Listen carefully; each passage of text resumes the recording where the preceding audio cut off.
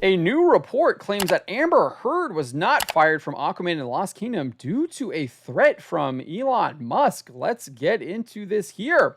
This new report comes from Variety's Tatiana Siegel, who claims that Heard was nearly fired from the film and that the studio even sent a letter to her attorney, Carl Austin, informing him that Heard would be let go due to a lack of chemistry with Aquaman actor Jason Momoa.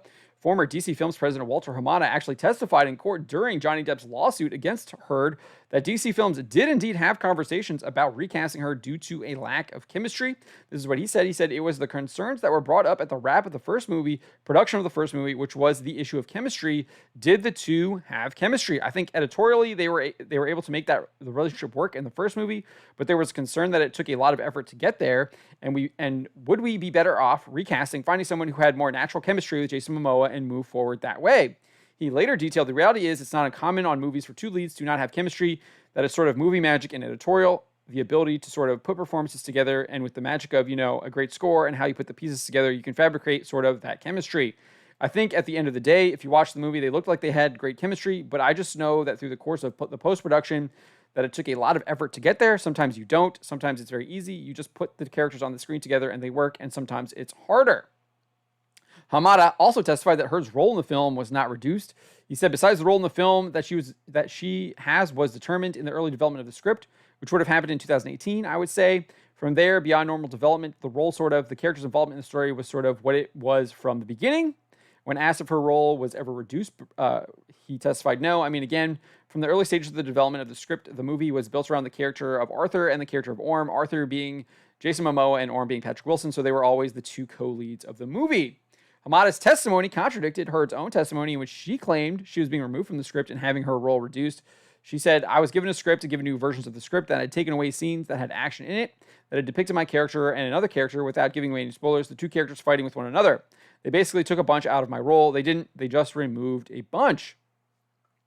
While they had discussions about recasting Heard as Mera, she was not recast, and Siegel claims it is because Elon Musk sent a threatening letter. This is what Siegel writes. Ultimately, the studio never pulled the trigger on firing Heard because her former boyfriend, Elon Musk, had one of his litigators send a, quote, scorched earth letter to Warner Brothers threatening to burn the house down if the actress wasn't brought back for a sequel, says a source familiar with the behind-the-scenes battle. So that is the gist of that report, but the report also contradicts testimony from one of Amber Heard's witnesses, Catherine Arnold. Siegel claims that unsealed therapy notes from Amber Heard's therapist, Dr. Dawn Hughes, accused Momoa of showing up drunk on the set of the film and that the film's director, James Wan, treated her like a pariah.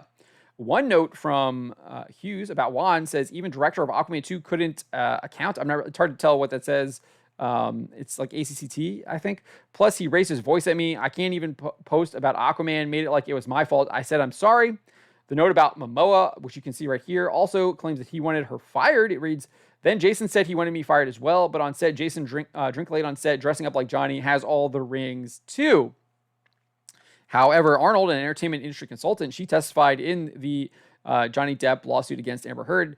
She said Jason Momoa, the star, and James Wan, the director, committed to her in an email saying, if we are involved in this movie, you will be. There was an objection, so we didn't get it. It was hard to hear what she said over the objection. And then after that objection, she added Jason Momoa and the director were adamant that she was in the film, worked hard to be in the film.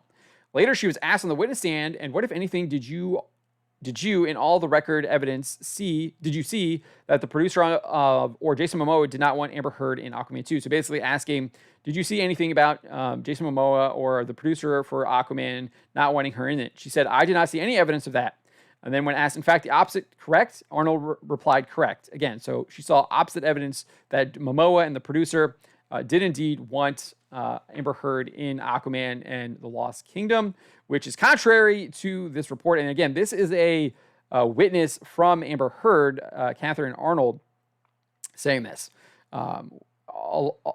In the Variety report, we did get another rebuke of the claims. A DC spokesman rebuked the claim that from Heard via the therapy notes, telling Variety, specifically the claim about James Wan. It says, James is known for treating members of his cast and crew with the utmost respect and for fostering a positive collaborative environment on set. The Aquaman films were no exception. As far as the claim against Jason Momoa alleged in the therapy notes, the spokesman said, Jason Momoa conducted himself in a professional manner at all times on the set of Aquaman and The Lost Kingdom. So I really don't think there is a lot of validity to this report.